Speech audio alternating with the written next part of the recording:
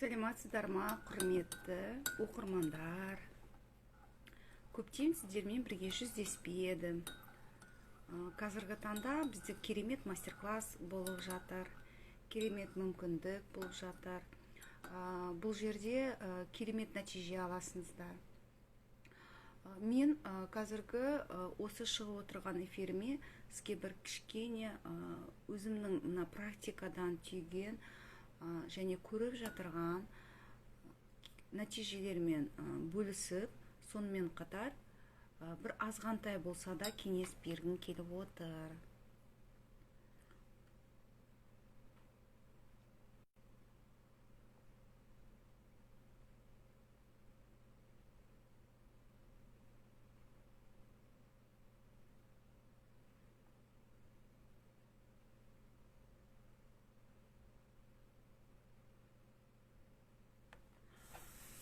Менің қазір азғантай уақытым бар, соның арасында сіздерге жеткізуге, азғантай уақыттың арасында жеткізуге тырысамын. Мына біздің жалпы барлық мазасыздықтарымыздың бәрі ол қараптан қарап болмайды деп айтқым келеді. Қараптан қарап, себебі адам баласы көбінесе жалғыз қалудан, оңаша қалудан көбісі қорқады екен. Сәлематсыздар ма? Кішкентай бір ақпарат айтып жіберейінші деп жатырмын. Қазір бір азғантай ғана уақытым бар, соған сіздерге көре алмағандар запись сақтап қоямын. Көбісі қазір жұмыста, қолы бос емес, осындай түскі уақыт болғандықтан азғантай бір эфирмен, кеңесмен бөлісіп жіберсем деймін. Қазіргі таңда көбісі біздер өзіміз жеке қалудан, оңаша қалудан қорқамыз. Оның ешқандай қорқатын ештеңесі жоқ. Себебі адам жалғыз өзі дүниеге келеді, жалғыз өзіміз келеміз, ешкіммен келмейміз, жалғыз өзіміз келеміз. Және бұл өмірден жалғыз өзіміз кетеміз. Бұл енді шындық. Ұнайды, ұнамайды шындық, иә? Себебі біздер жалғыз келгендіктен жалғыз кетеміз. Ал қоғамда біздің жақындарымыз болады, туысқандарымыз болады, бауыр басамыз, жақсы көреміз, сыйлағымыз келіп тұрады, қуантқымыз келіп тұрады. Осындай жағдайлар болады көбінесе. Көбінесе адамдардың мына өзінен қашады, өзінен қорқады, өзінің ойларынан қорқады, иә? Өзіне көңілі толмайды. Бұның бәрін әр адам өзі ғана өзіне көмектесе алады. Қалай дейсіздер ме? Себебі біздер өзімізге келген жағымсыз ойларға мән беруіміз керекпіз. Бұл неліктен маған келіп жатыр? Бұл мүмкін жағымсыз емес те шығар. Біз біз оны жағымсыз деп есептейтін шығармыз. Мысалға, жағымсыз түрлердің түрлері келеді. Ойлар келеді. Не істеп жүрсің, мынау жүрсің, не, ананы істемедің ба деген сияқты түрлі бір ойлар кенеттен өзіне-өзі келіп, шығып, кетіп жатады ойымызда, иә? Ана тірлікті істеп жатамыз, мына тірлікті істеп жатамыз. Вроде былай қарап тұрсақ, барлығын жасап жатырмыз. Балаларға да қарап жатырмыз, үйді де жинап жатырмыз, бәрін қас-қабағына қараймыз, бәріне үлгеруге тырысамыз. Бірақ бір кенет ой келе береді. Ол ой қайдан келеді? Ол біздің, былай айтқанда, бізді даналыққа сүйрегісі келеді, бізді өсіргісі келетін ойлардан туындаған жиынтықтың бірі деп айтқым келеді. Себебі олы қараптан қарап келмейді. Біз өзімізге көңіліміз толмай жүргендіктен, біз өзімізді дұрыс бағаламай жүргендіктен, немесе біз қате пікірлерімізді дұрыс шығар солай деп жүрген кезде жағымсыз ойлар келе бастайды. Ол сондықтан бізге бүйтші, сөйтші, ана істеп жүрген не зат деген сияқты, мынауың бола ма, мынауың болмай ма деген сияқты түрлі ойлар келе бастайды. Осы кезде біз ойлануымыз керекпіз, бір оңашалануымыз керекпіз, 10-15 минутқа. Мен осы жасап жатырған нәрселерім менің жаныма керек па?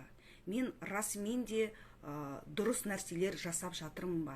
Әлде менің уақытым таңертең кешке дейін күйбін тірліктерді, дауыс естілмей жатыр дейді, күйбін тірліктерді атқарумен, сонымен мен уақытым кетіп жатыр ма, күйбін тірліктермен? Сөйтіп жүрген кезде мен өзімнің жанымның қалауына назар аудармай жүрген шығармын.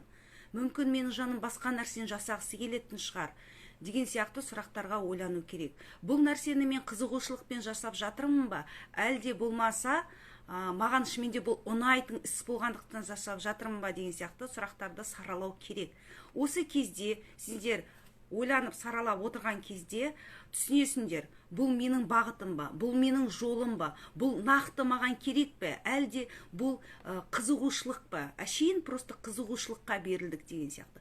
Осының бәрін саралап, ойланып отырып оңашалану керек.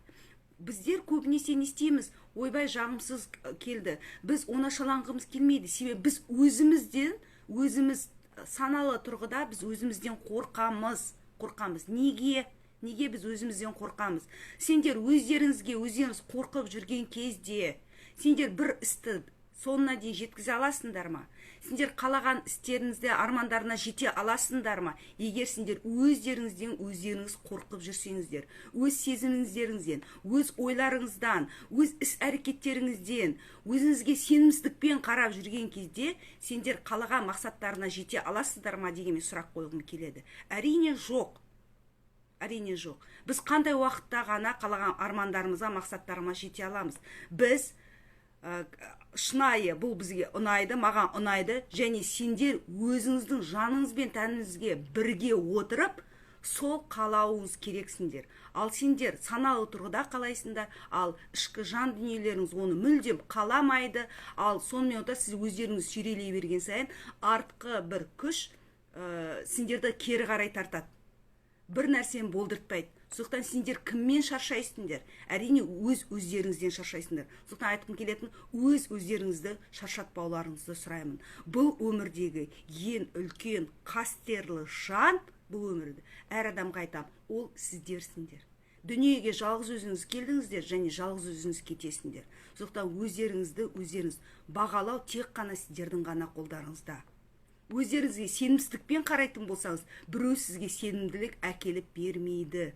Ал өзіңізге сенімді болу үшін өзіңізді түсінулеріңіз керек, өздеріңізді тануларыңыз керексіздер. Маған не ұнайды, маған не ұнамайды, мен нені қалаймын, мен нені қаламаймын, менің қолымнан не келеді, менің қолымнан не келмейді. Біз адамбыз.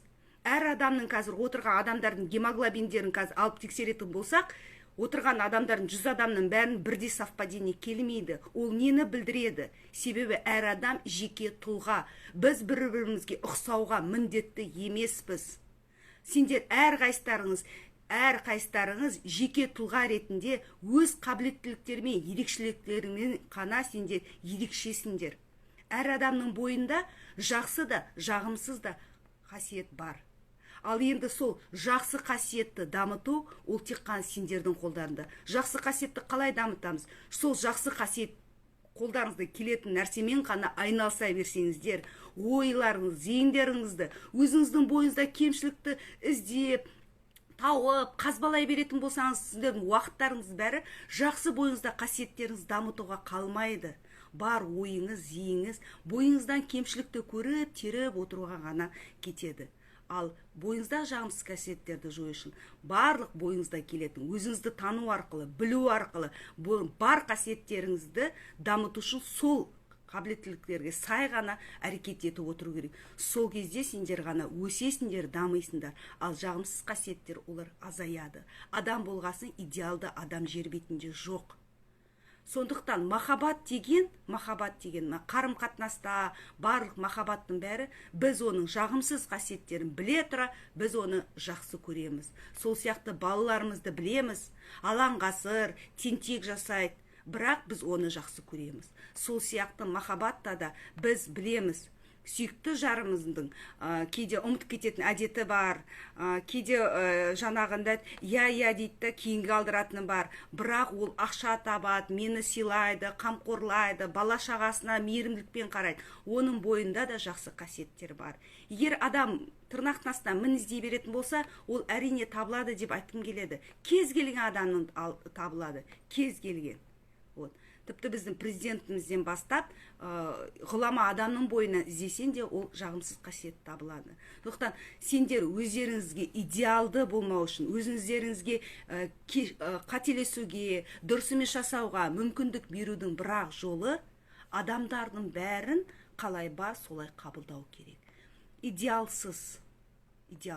Сол кезде адамдарға қандай мүмкіндік бере бастайсыз, барлық сіздің қарым-қатынаста, қоғамда жасап жатқан іс-әрекеттеріңіз бәрі ол сіз өзіңізді құрастырып жатырсыз. Егер адамдардың бойынан мін іздеп, оған сын айтып, түзеу, постоянно сонымен айналысып отыратын болсаңыз, түпкі саналы тұрғыда сіз қорқасыз, ондай жасамауға, осындай болмай кетуге. Өздеріңізге еркіндік беру ол тек қана сендердің ғана қолдарыңызда деп айтқым келеді. Өздеріңізді таныңыздар, өздеріңізді іздеңіздер. Мынау Чеховтың маған ұнайтын бір сөзі, адам өмір бойы өзін танып ізденумен айналысу керек дейді. Біз өзімізді бір күнде, 2 күнде таба алмаймыз, 3 күнде таба аламыз. Иә, мен жақсы қасиеттерін бір күнде байқай аламын. Керемет. Жақсы тұстарымды 3-ші күні аңғара аламын. Өзімнің қабілеттерім бар екенін 5-ші күні біле бастаймын. Бірақ бұның бәрі аздық етеді. Адам өмір бойы өзін танып біліп отыру керек. Неге мысалға махаббат, ғашықтық тылсым күш?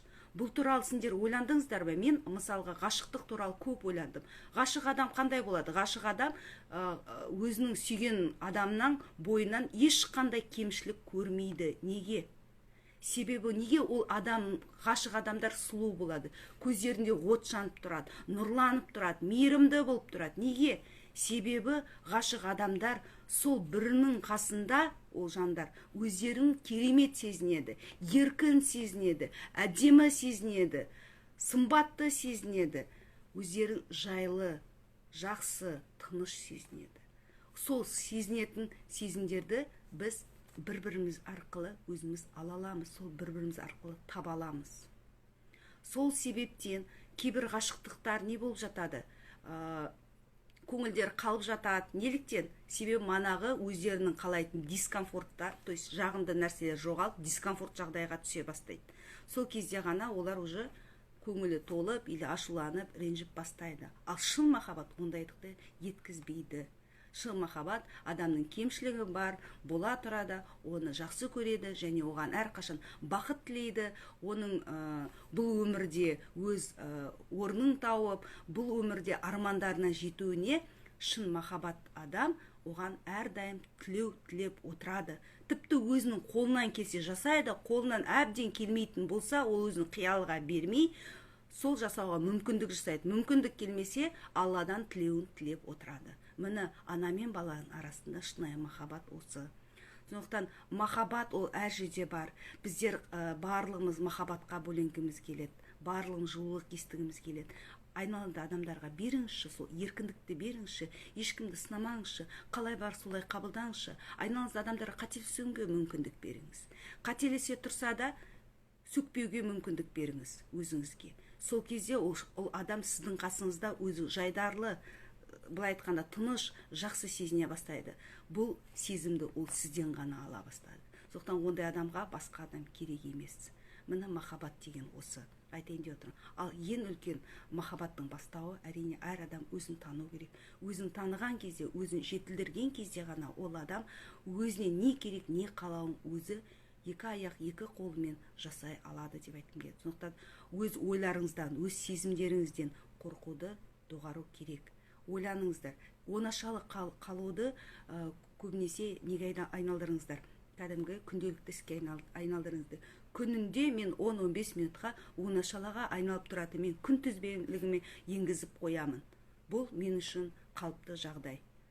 Сол кезде ғана сендер ішкі жан дүниеңіз не болады? Таңертең кешке дейін той домалақ деп жүрген кезде мана шаршаған екен, басым ауырған екен, осындай жағдай болған екен, біреудің сөзіне мән бермеген екен деген сияқты сендер лентаны қайтып кері айналдырып көріп отырасыңдар. Сол кезде диалог басталады адамның санасында. Иә, сен сол кезде ана бәленшеге бүйтіп айтуың керек еді ғой, екінші диалог басталады. Иә, айтпай қалдың ғой деген сияқты. Соларды тыңдап отырыңыздар деп айтқым келеді.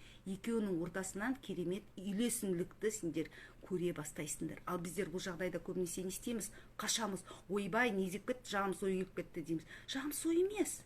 Сендер Алланың жаратқан керемет жандарсыздар. Демек, жағымсыз ой болмайды. Біз оны жағымсыз деп ойлаймыз. Я, ұрсады. Жағымсыз ойлар, көңіл толмаушылық айтады. Неліктен? Себебі біз дұрыс емес әрекеттер жасап жүрміз. Қою керек, ойлану керек, саралау керек. Не істемей жатырмын, нені істеп жатырмын, бұл қалай істеп жатырмын. Бәрін саралап, сол кезде сендер бар сұрақтарыңызға жауаптың бәрін таба аласыңдар және түсіне аласыңдар деп айтқым келеді. Менің қазіргі уақытым аяқталды. Записті сақтап қоямын. Бір 10 минуттың ішінде сендерді өздеріңізді тануға және ешқандай жағымсыз ойлардан қорықпауға бір азғантай өзімнің кеңесімді берейін дедім. Бірақ 15 минуттың ішінде, 14 уже 15 минуттың ішінде 10 минут емес 15 минут болып кетті. Соқтан барлықтарың жақсылық тілеймін. Дендеріңіз сау болсын. Мастер-класс болып жатыр. Бүгін керемет тақырып болады. Адамның өміріндегі сценарий рөлдер. Қандай сценарий рөлдер жасап жатырмыз. Қараңыздар, тыңдаңыздар. Өзіңізге керемет ақпараттарды сызып, жазып алыңыздар. Өздеріңізді дамытыңыздар. Дендеріңіз сау болсын деймін. Бастысы, отбасыларыңыз аман болсын деймін. Барлық жағдайға бәріміз бірге жетейік, бақытты болайық, деніміз сау болсын.